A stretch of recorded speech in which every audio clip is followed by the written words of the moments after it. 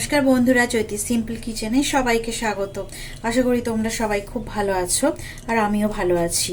বড়দের প্রণাম আর ছোটদের ভালোবাসা জানিয়ে আমি আমার রেসিপি এখন থেকেই শুরু করলাম। তো দেখো, আমি একটা পনিরের একটা কিউব নিয়ে চলে এসেছি। তো এটা দেখো 500 গ্রামের একটু কম পনির আছে। তো পনিরটা আমি দেখো সুন্দর করে ছোট ছোট টুকরো করে কেটে নেব।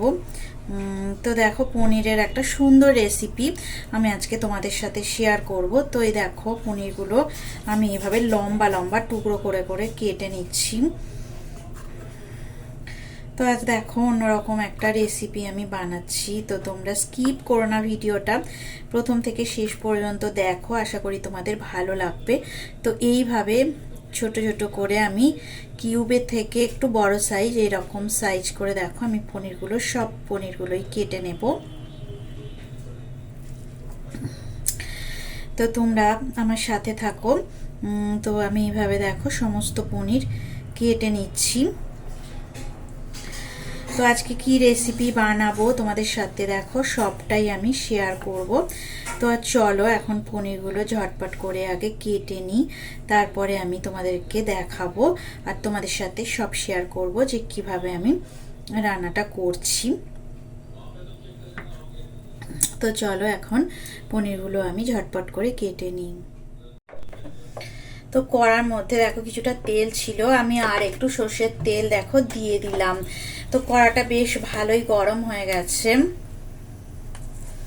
তো দেখো আমি 1 চামচ গোটা সাদা জিরে ফোড়ন দিয়ে দিলাম। তো দেখো আমার ফোড়ন দেওয়া হয়ে গেছে। তো বেশ ভালো মতনই গরম হয়ে গেছে। এখন দেখো আমি একদম মানে সুন্দর করে চপিং করা কাঁচা লঙ্কা আর চপিং করা পেঁয়াজ দিয়ে দিচ্ছি। তো এটা একটা মিডিয়াম সাইজের পেঁয়াজ আমি দিয়ে দিচ্ছি। আর কাঁচা লঙ্কা দেখো আমি দুটো এরকমভাবে ছোট ছোট টুকরো করে একদম কুচিয়ে কুচিয়ে নিয়েছি। দুটো কাঁচা লঙ্কা আর একটা মিডিয়াম সাইজের পেঁয়াজ।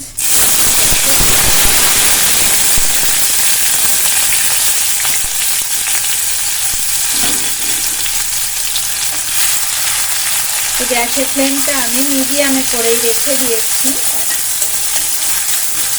তো দেখো ভালো করে আমি নাড়াচাড়া করে নেব।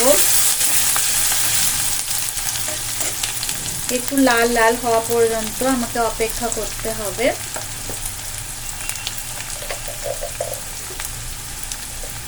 এরপরে দেখো আমি হলুদ গুঁড়ো দিয়ে দিচ্ছি।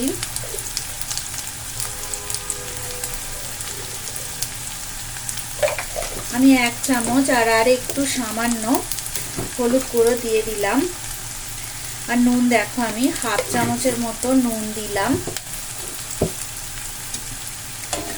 তো ফ্লেমটাকে আমি মিডিয়ামে করেই রেখে দিয়েছি। আর ভালো করে দেখো আমি নাড়াচাড়া করে সমস্ত পেঁয়াজ কাঁচা লঙ্কা আর হলুদ গুঁড়ো নুন সমস্ত কিছু ভালো করে নাড়াচাড়া করে নিচ্ছি। একটু সোনালি করে পেঁয়াজগুলো ভেজে নিতে হবে। তো আমি দেখো 1/2 চামচের মতো চিনি দিয়ে দিলাম। তো যারা মিষ্টি খেতে পছন্দ করো না তারা অবশ্যই চিনিটাকে স্কিপ করে যাবে। আর দেখো 1 চামচ কাশ্মীরি রেড চিলি পাউডার আমি দিয়ে দিলাম। তো এবার দেখো আমি ভালো করে মিশিয়ে নেব আর ফ্লেমটাকে মিডিয়াম ফ্লেমে করে রাখলাম।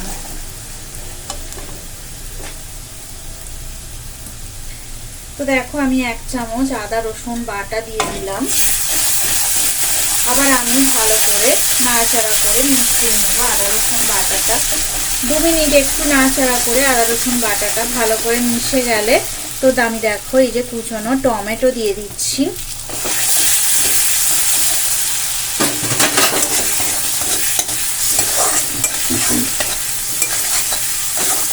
টমেটো কুচি দিয়ে একটু ভালো করে নাড়াচাড়া করে মিশিয়ে নেব। এবার আমি দেখো 1 চামচ গরম মশলার গুঁড়ো দিয়ে দিলাম। আর আরেকটু পরে দেব, যখন আরেকটু দরকার লাগবে, তো একদম লাস্টে আমি দিয়ে দেব।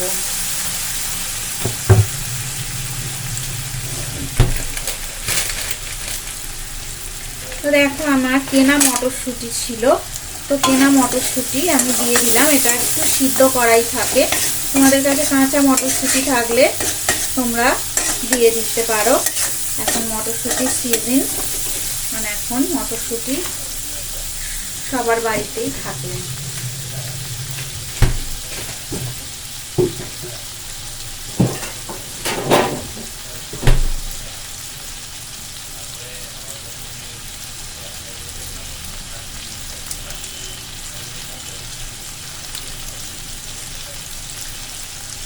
তো এখন দেখো আমি সামান্য পরিমাণে একটু টক দই দিয়ে দিচ্ছি। আমি 3 চামচের মতো টক দই দেখো দিয়ে দিলাম। দিয়ে আমি দেখো ভালো করে মিশিয়ে নাড়াচাড়া করে নিচ্ছি। 2 থেকে 3 মিনিট এইভাবে একটু মিডিয়াম ফ্লেমে রেখে আমি মশলা নাড়াচাড়া করে নেব।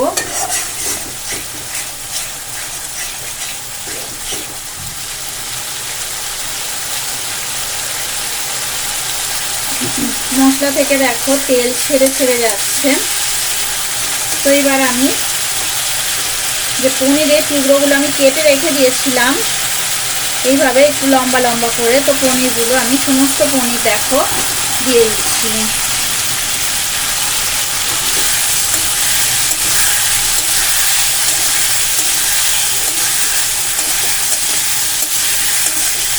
পনিরগুলো 2 মিনিট আমি নাড়াচাড়া করে নেব মিডিয়াম ফ্লেমে রেখে।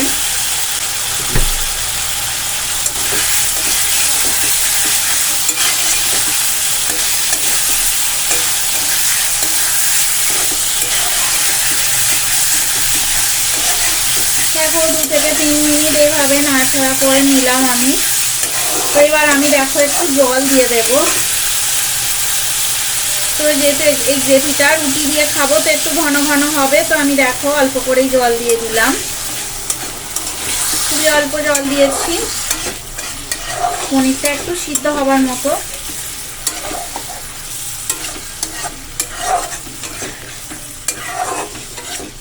পনিরটা দেখো ফুটে যাবে এবারে, ভালো মতন ফুটে গেলে আমি মিডিয়াম ফ্লেমে করে দেব আর ঢাকা দিয়ে দেব 2 মিনিটের জন্য।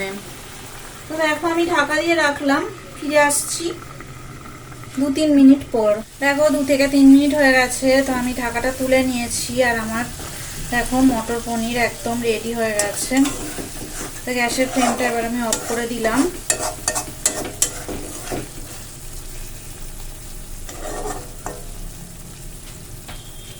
কত সুন্দর দেখো রেডি হয়ে গেছে। তো উপর থেকে এবার দেখো আমি কিছু ধনেপাতা কুচি আমি ছড়িয়ে দিচ্ছি।